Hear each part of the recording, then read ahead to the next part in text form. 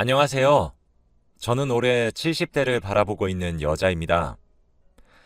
얼마 전에 저에게 엄청난 일이 생겨서 한번 글을 끄적여 보아요. 정말 영화 같은 반전의 일이 제 인생에 일어나서 얼마나 신기한지 모릅니다. 저는 남편과 일찍 헤어졌고 아들과 둘이서 살았어요. 사실 남편과는 성인이 되자마자 아이를 낳았고 혼인신고도 안 했는데 남편이 야반도주를 해버려서 아이를 키우기 싫은가 보다 했고 찾지도 않았습니다. 그런데 저희 아들은 제가 키웠지만 정말 반듯하고 성실하게 자랐어요. 어릴 때부터 공부도 잘하고 예의도 발라서 동네 아줌마들이 아이고 우리 아들이 형민이 반만 닮아도 소원이 없겠다 라는 말을 입에 달고 살았죠. 솔직히 아빠 없이 저 혼자 키운 아들치고는 어디 가서 꿀리지 않았습니다. 아들은 어렸을 때부터 공부도 잘했죠. 저희 때에는 자식들이 검사나 변호사, 판사 선생님 같은 직업을 가지길 원하잖아요. 그래서 저도 형민이에게 엄마는 우리 아들이 검사나 변호사 같은 사자 들어가는 직업 했으면 좋겠는데 라고 말했더니 형민이의 대답은 의외였습니다. 당연히 대학교 들어가서 남들처럼 공부 열심히 해서 좋은 직장에 취업할 줄 알았던 우리 아들은 대학교를 가지 않겠다고 했거든요. 솔직히 엄마로서 아들이 대학교를 가지 않겠다고 하니까 이해가 되지 않았고 억지로라도 들어가라고 했지만 절대 제 말을 듣지 않더군요. 형민이는 커서 무조건 사장님이 될 거라고 했습니다. 엄마, 나 사장님 돼서 엄마 호강시켜 줄게. 라고 했죠. 솔직히 사장이라는 게 말이 쉽지 대부분 망하고 빚을 지고 시작하잖아요. 저희 집 형편이 좋은 것도 아니고 작은 단칸방에서 둘이 살고 있는데 어떻게 사업을 한다는 걸까요? 아들이 사업을 한다고 했을 때 많이 실망했고 하지 말라고 말리고 싶었습니다. 아들은 사업 준비를 하면서 실패도 많이 했고 사기도 많이 당했어요. 아직 어려서 그런지 세상을 잘 몰랐고 돈이 없으니까 빌리고 다닐 수밖에 없었거든요. 그렇게 빚이 점점 쌓여만 가는데 사업은 그만둘 생각이 없어 보이니까 너무 답답하고 지금이라도 공무원 시험을 준비하라고 했습니다. 그치만 형민이의 마음은 제가 돌릴 수 없었고 결국 형민이는 사업을 아주 많이 실패했어요. 형민이는 그렇게 20대를 사업만 하다가 날렸고 몇 년 동안의 실패 끝에 드디어 제대로 된 사업을 하기 시작했습니다. 솔직히 사업 아이템이 뭔지는 잘 몰랐지만 직원도 여러 명 있고 나름 안정적인 회사를 꾸린 것 같더라고요. 그러면서 세상이 발전할수록 형민이의 사업은 점점 커져갔고 제가 살고 있는 집도 상상도 못할 만큼 커져갔습니다. 형민이 회사는 단기간에 성장했고 급속도로 빠르게 큰 돈을 벌었어요. 아들이 열심히 사업을 연구하고 실패할 때에는 늘 이 정도 했으면 됐다고 그만하라고 말리기 일쑤였는데 막상 이렇게 성공하고 보니까 그 말을 한 제가 너무 한심하더군요.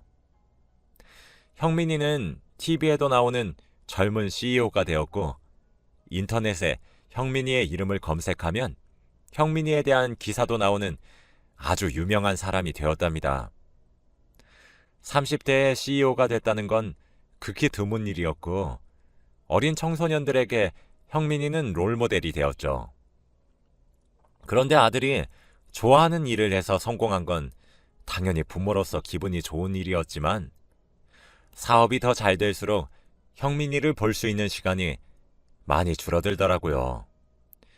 매일같이 해외에 출장을 가고 새벽 일찍 나가서 저녁 늦게 들어왔거든요. 얼굴을 마주하고 밥을 먹은 지가 언제였는지 까먹을 정도였습니다. 그리고 또 형민이가 30대인데 결혼을 할 시기잖아요. 저렇게 바쁘면 여자를 만날 시간도 여유도 없을 건데, 그럼 전 죽을 때까지 손주도 못 보고 죽어야 하지 않겠습니까? 확실히 성공을 하니까 많은 것을 잃었고, 가끔씩은 옛날에 단칸방에서 아들과 둘이서 도란도란 살았던 기억이 떠오르면서 그때가 나았다고 생각이 들 때도 있어요.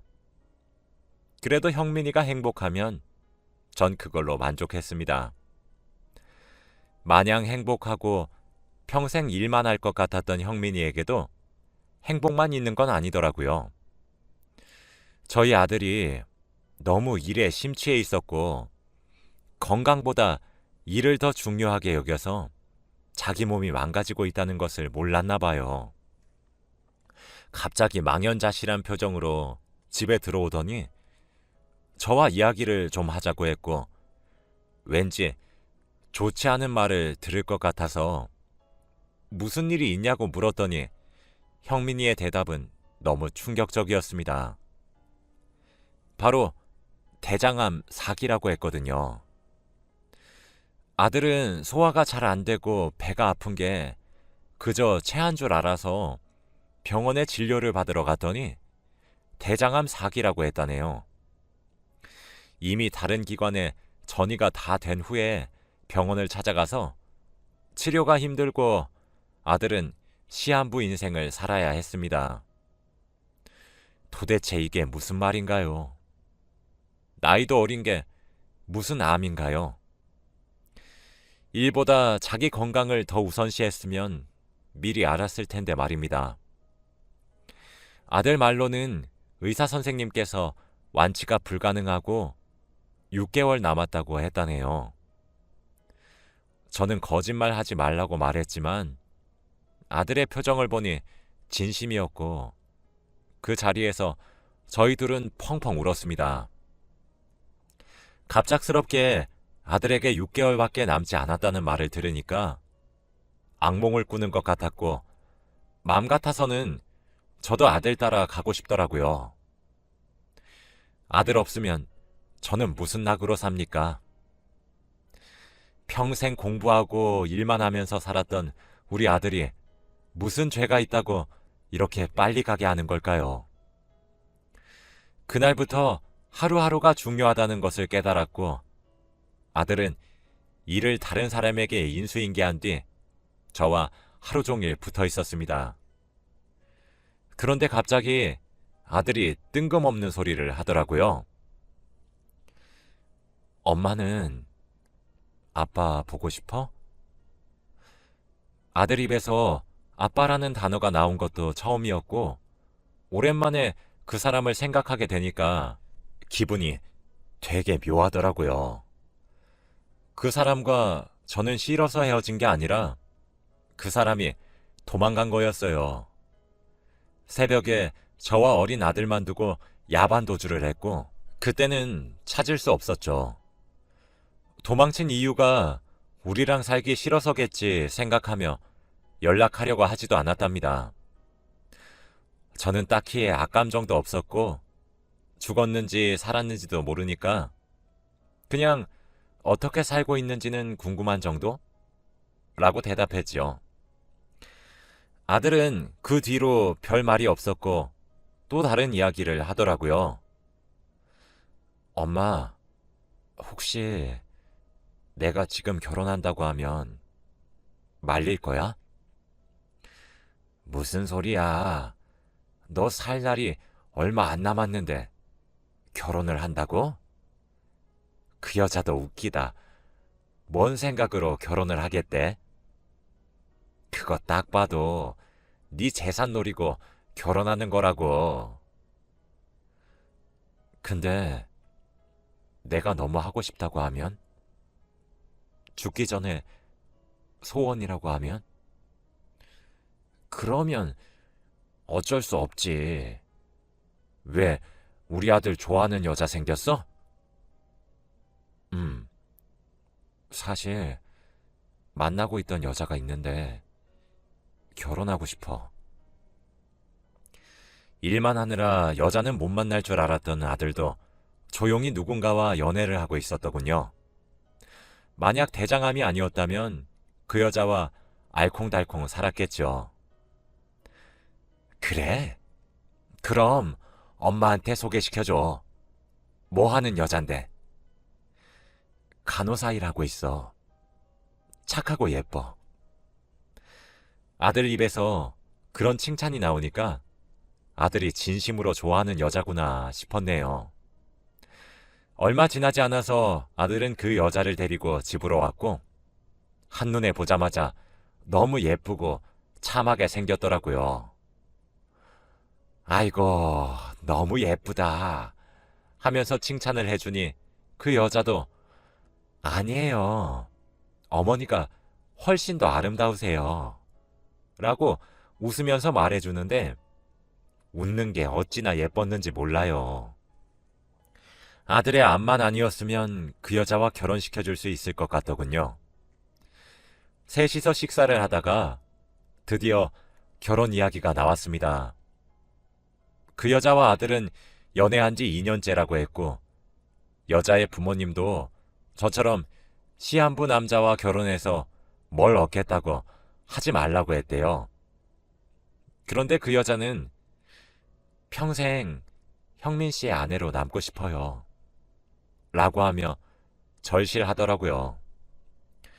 저는 절대 안 된다고 결혼하면 무조건 후회할 거라고 하니 그 여자와 형민이 둘 다 하고 싶다고 같이 살고 싶다고 하더라고요. 엄마, 나 하루라도 일찍 결혼해서 우리 민진이랑 행복하게 살다가 가고 싶어. 내 마지막 소원이야. 응? 빨리 허락해줘야 빨리 결혼도 하고 하루라도 더 살다가 가지. 형민이의 말을 들으니까 또 그런 것 같기도 했고 아들이 마지막 소원이라고 하는데 제가 반대할 수 있겠나요? 결혼 끝까지 안 시켜줬다가 죄책감 느끼는 것보다는 결혼을 시켜주는 게 더 나을 것 같았고 그 여자의 얼굴과 인성을 보니까 재산을 노리고 결혼을 하는 것 같지는 않았습니다. 제가 허락하자마자 그들은 바로 혼인신고를 하러 갔고 얼마 지나지 않아 바로 결혼식을 올렸죠. 하루가 급한 부부다 보니 뭐든지 속전속결로 진행했고 신혼여행까지 다 갔다 왔습니다. 아들은 며느리를 만나고 나서 얼굴에 생기가 돌았고 행복해 보이더라고요. 그치만 아들에게는 살 수 있는 날이 한 달 정도밖에 남지 않았어요. 아들이 몸은 점점 더 말라갔고 다크서클도 잔뜩 내려왔습니다. 그리고 한 달 남았을 때 영정사진을 찍으러 갔어요. 며느리와 저 그리고 아들은 사진관에 가서 아들의 영정사진을 찍는데 눈물이 너무 많이 나더라고요. 누가 저보다 아들이 먼저 갈 줄 알았겠나요? 저와 며느리는 그 자리에서 두루마리 휴지 하나를 다 쓰고 나왔습니다. 아들은 왜 계속 우냐고 나 지금 죽냐고 했지만 하나밖에 없는 자식이 죽는다고 하니까 너무 마음이 아프더군요. 며느리는 저희 집으로 짐을 넣고 셋이서 같이 살았습니다. 그런데 너무 싹싹하고 일도 잘해서 너무 예쁜 거 있죠? 아들이 어떻게 이런 복덩이를 데리고 왔나 싶을 정도로 너무 마음에 들었습니다.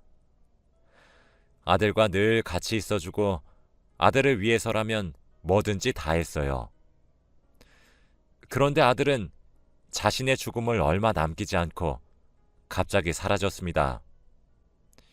정말 소리소문도 없이 사라졌어요. 처음에는 며느리와 여행을 갔나 싶었지만 며느리도 모른다고 했고 아무도 아들의 행방을 모르니까 너무 두렵더라고요. 그리고 아들은 마지막 날까지 돌아오지 않았습니다. 제가 생각했을 때에는 아들이 일부러 죽는 모습을 저희에게 보여주고 싶지 않아서 혼자 조용한 곳에서 생을 마감했을 거라고 생각해 경찰서에 신고하지도 않았어요. 혼자만의 시간이 중요하니까 저희에게 소리 소문도 없이 사라졌다고 생각했거든요. 그런데 며느리는 저에게 다가와서 어머니, 우리 형민 씨 시체는 없어도 장례식이라도 치르는 건 어때요? 라고 했고 어디서 뭘 하고 있는지는 모르지만 그래도 형민이의 마지막 날에서 한 달 가까이 지난 시점이었기 때문에 무조건 죽었다고 생각했고 장례식을 치렀습니다.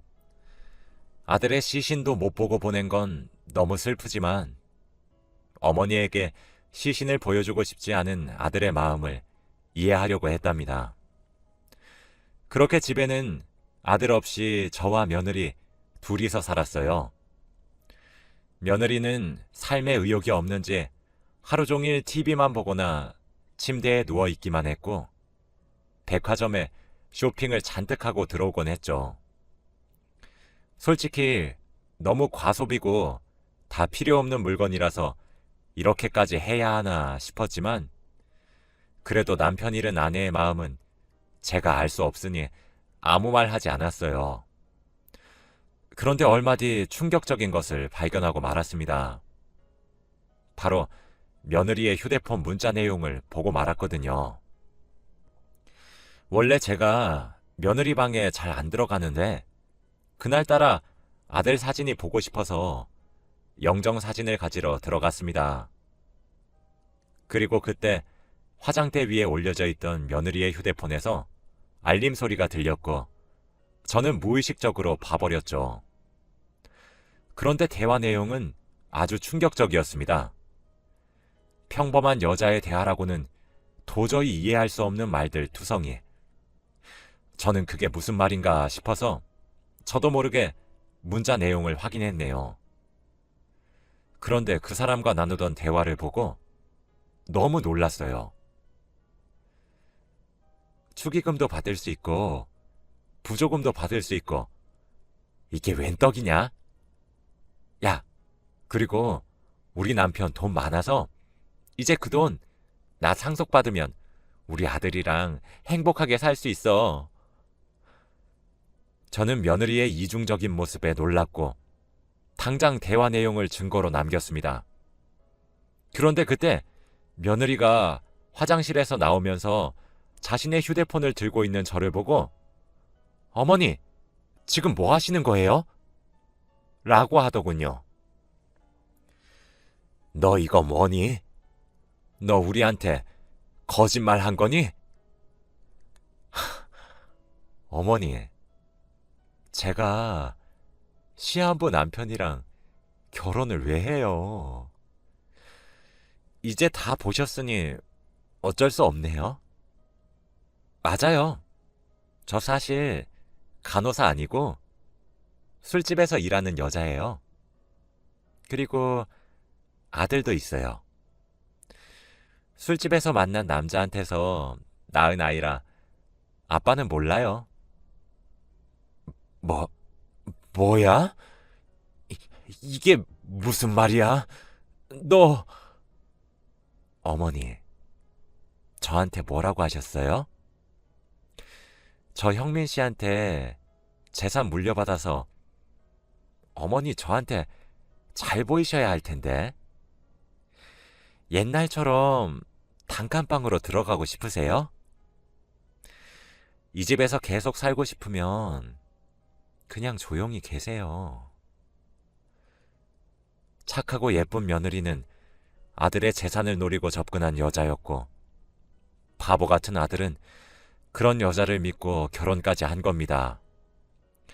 너무 분하고 억울했고 우리 아들이 너무 불쌍해서 어찌해야 할지 모르겠더군요. 이미 둘은 혼인신고까지 한 상태고 당연히 재산을 자기 아내한테 남겼을 텐데 그리고 아이까지 있다니요. 그 사실을 당당하게 말하는 며느리가 더 어이없었습니다. 제가 며느리의 비밀을 알아도 아무것도 못하는 사실을 며느리도 아니까 그때부터 저를 막대하기 시작하더라고요. 이 집의 주인은 자기인 것처럼 행동하면서 저를 가정부 취급했습니다. 저희 집에서 일하던 가정부들은 다 내쫓았고 저보고 밥해라, 청소해라 하더군요. 그리고 아들이 좋아하던 인테리어들도 전부 다 자기 취향대로 다 바꿨습니다. 이뿐만이 아니었어요. 며느리는 남자까지 집으로 들였습니다. 정말 이런 광경을 보고도 제가 여기서 살아야 하나요? 당장이라도 이 집에서 뛰쳐나갈 궁리만 하고 있던 어느 날 누군가 저희 집에 찾아왔습니다. 바로 아들 담당 변호사였는데 아마 재산 상속 때문에 오신 것 같더라고요.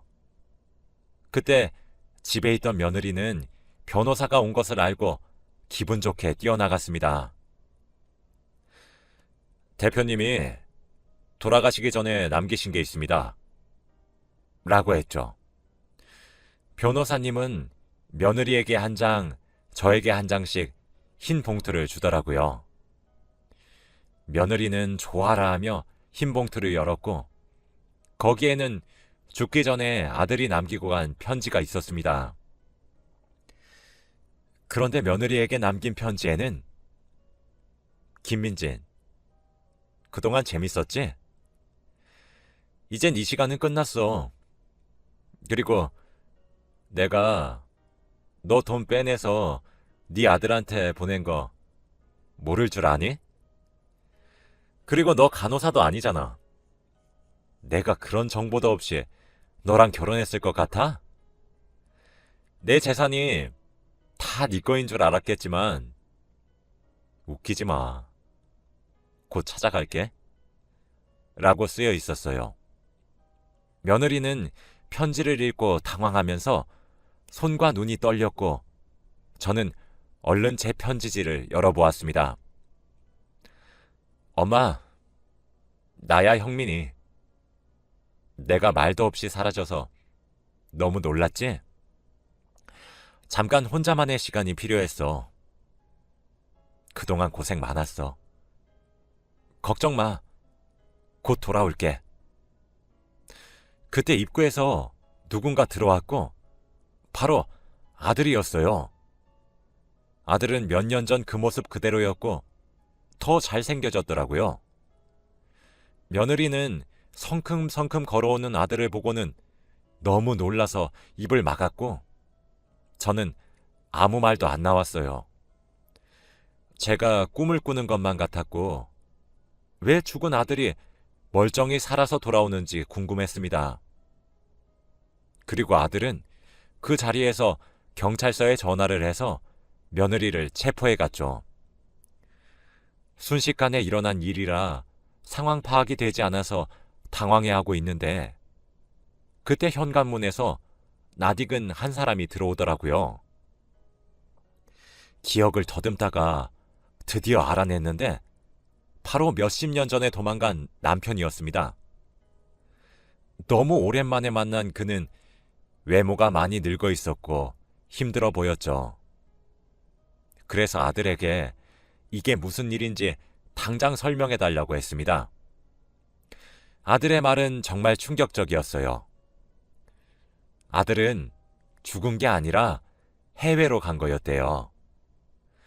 그리고 더 놀라운 사실 하나가 있습니다. 남편이 그때 저희를 버리고 야반도주를 한 이유도 바로 며느리 때문이었다고 합니다. 그 여자는 아들에게 한 것처럼 저희 남편에게도 사기를 쳤고 갚아야 할 돈이 점점 커져서 저와 아들에게 피해가 생길 것 같아 야반도주를 할 수밖에 없었대요. 그리고 상황이 정리되면 돌아오려고 했지만 이미 성공한 아들을 보고 염치 없이 돌아올 수 없었다고 했죠. 그리고 또 한 가지 놀라운 사실은 며느리가 저희보다 나이가 많다고 했습니다. 얼마나 얼굴에 돈을 많이 들인 건지 참, 남편에게도 사기치고 저희 아들에게도 사기를 쳤네요. 아들은 그 여자를 만나기 전부터 아버지를 만나보고 싶어서 찾으러 갔다가 도망간 이유를 들었고, 그 여자가 우리 집을 갈라놨다는 생각에 복수를 한 거였대요. 아들의 대장암도 다 거짓말이었고 그 여자를 사랑한 것도 다 거짓말이었습니다. 도대체 이런 드라마 같은 상황이 어떻게 있나요? 아들은 혼자 있는 동안 아버지를 찾아다니면서 같이 가자고 설득했고, 그때 아빠에 대한 질문을 한 것도 다 이것 때문이었던 거죠. 결국 아들의 계획은 성공적으로 끝냈고 그 여자는 당연히 감옥으로 갔습니다. 사기죄가 저희 말고도 어마무시하게 많아서 감옥에 갈 수밖에 없었거든요. 지금은 저와 남편 그리고 아들 셋이서 살고 있어요.